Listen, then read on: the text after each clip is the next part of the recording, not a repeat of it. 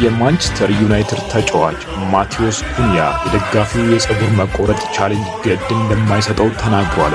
አንዳንድ ጊዜ ሰዎች ለዛ ሰው 5 ጨዋታ ማሸነፍ ያሳስባቸዋል ያለው ኩኒያ፣ ነገር ግን የእኔ ትኩረት 15 ነጥብ ማግኘት ነው ብሏል።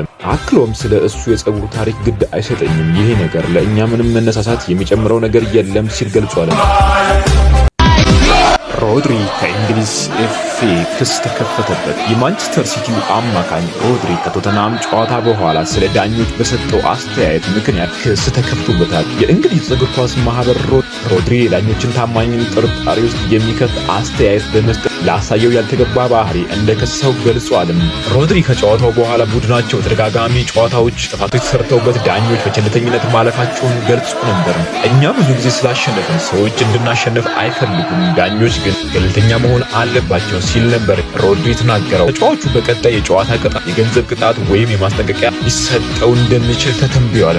በብዙ ነገር እንደተሻሻልን አሳይተናል። አርነ ስሎት የሊቨርፑሉ አሰልጣኝ አርነ ስሎት ቡድናቸው ከወራት በፊት ከነበረው በብዙ ነገር መሻሻሉን ገልጸዋል። የትም ቦታ እንዳለን እናውቃለን ያሉት አሰልጣኙ ከወራት በፊት ከማንቸስተር ሲቲ ጋር ካደረግነው ጨዋታ ጋር ሲነጻጸር በብዙ እንደተሻሻልን አሳይተናል ብለዋል። አክለውም ይሄ ምን ያህል እንደተሻሻልን ያሳያል። ብዙ ጨዋታ አይቀረንም፣ ነገር ግን ዛሬ እንዳደረግነው ጥሩ መስራታችንን መቀጠል አለብን ግን በውጤት ሲሉ ተናግረዋል። በአጀማመራችን ደስተኛ ነኝ ሊያም ሮሲኒየር።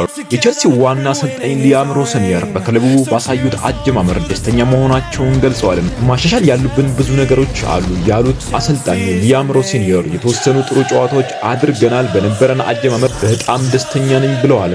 ስለ ኩኩሬላ ያነሱት አሰልጣኙ እሱ በአካል ዝግጁ አይደለም፣ የሃምስትሪንግ ችግር ነው፣ ለምን ያህል ጊዜ እንደሚቆይ አላውቅም ሲሉ ተናግረዋል።